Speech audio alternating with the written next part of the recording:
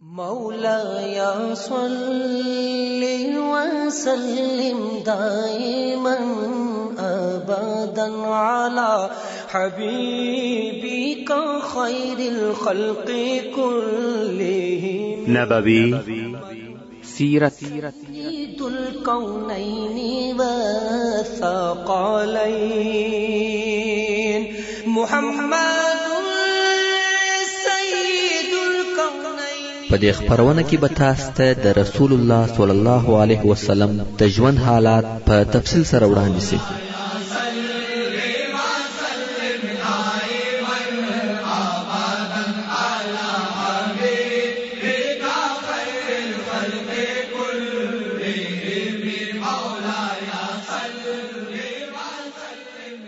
تعليم الإسلام. أعوذ بالله من الشيطان الرجيم. بسم الله الرحمن الرحيم.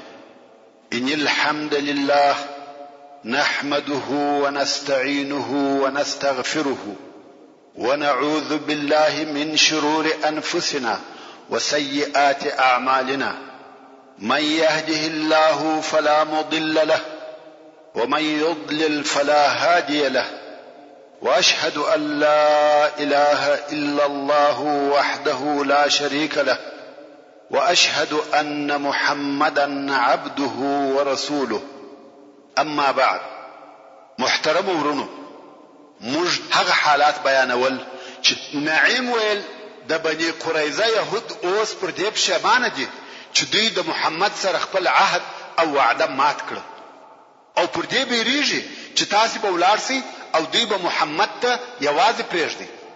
نو یې دا قصد وکړي چې بیرته د محمد سره هغه خپل عهد نه وکړي. نو یا محمد ته نفر ورولېږل ویل یا محمد، آیا ته بیرته زموږ څخه راضي کېږې چې موږ د قریشو د مشرانو څخه 10 نفره ووژنو او ته بیرته پر هغه عهد چې زموږ او ستاسو په مابین کې وو را سره درېږې؟ محمد هم موافقه ورسره وکړه. نو يهود ستاسو څخه 10 نفره مشران غواړي چې هغه ووژني او بیرته د محمد سره په هغه پخوانی عهد کې شامل شي. د قریشو مشران ویل کدا خبر رښتیاوي دا ډیره لوی مسله ده. نعیم ویل دغه خبر ما ته را رسیدلی دي، تاسو هم معلومات وکړئ. او نعیم دغه مجلس څخه ولاړ او بیا غطفان ته ورغلی. هغه ته هم دغه خبرې وکړي. هلته د ابو سفیان په زړه کې تشویش پیدا شو. نو ویل زه په خپل و يهودو ته ورځم او دا معلومات کوم. نو په خپل ابو سفیان د بني قریظه و يهودو ته ورغلی چې دغه شپه د شنبه شپه و، یعنی نن ورځ جمعه تیر شوې ده او سبا شنبه ده. ابو سفیان ورغلی او د بني قریظه د مشرانو د ملاقات غوښتنه وکړه. هغه هم ورته راټول شو. ابو سفیان ویل موږ پر خپل مځکه او کورو نه یو، نفقه او حیوانات مخلاص و. نو غواړو چې سبا پر مسلمانانو حمله وکړو. سبا به تاسو د جنوب د طرفه حمله پر وکړي او موږ به د شمال د طرفه حمله وکړو.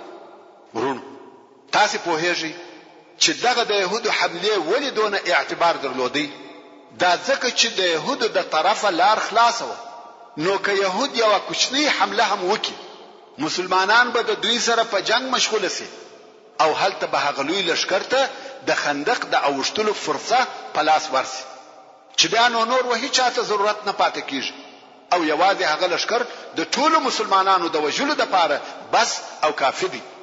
نو ابو سفیان ویل سبا تاسو حمله شروع کړئ، نور یې نو مشترا پرېږدي. يهود ویل نن شپه د شنبه ده او ته خبر یې چې موږ د شنبه په ورځ هیڅ کار نه کوو. او دا هم درته معلومه ده چې الله جل جلاله په هغه کسانو څه وکړه چې شنبه ماته کړه.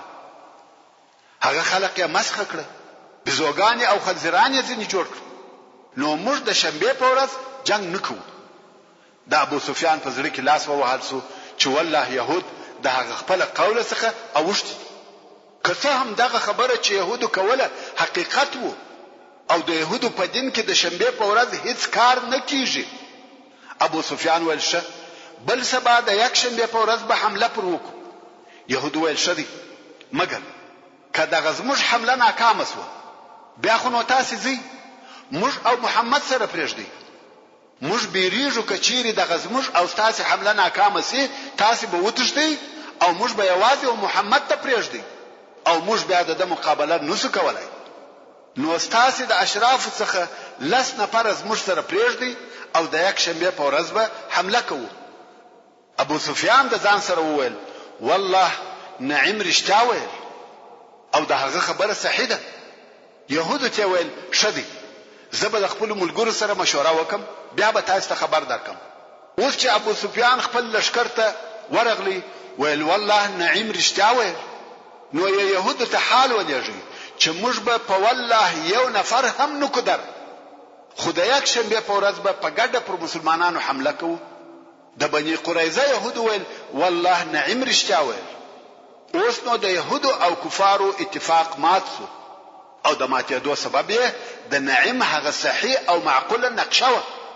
کچيري دا اتفاق سوی وای او پر مسلمانانو د شمال او جنوب د طرفه حمله سوی وای دا د مسلمانانو د پاره لوی مصیبت وو. مګر سبحان الله د یو نفر نعیم ابن مسعود په حرکت پر مسلمانانو دغه هجوم او یو ځای حمله پاته او ناکامه شو. د يهودو او مشرکینو اتحاد او اتفاق هم مات شو. دلته نو د رسول الله صلی الله علیه و آله وسلم اطمینان حاصل شو.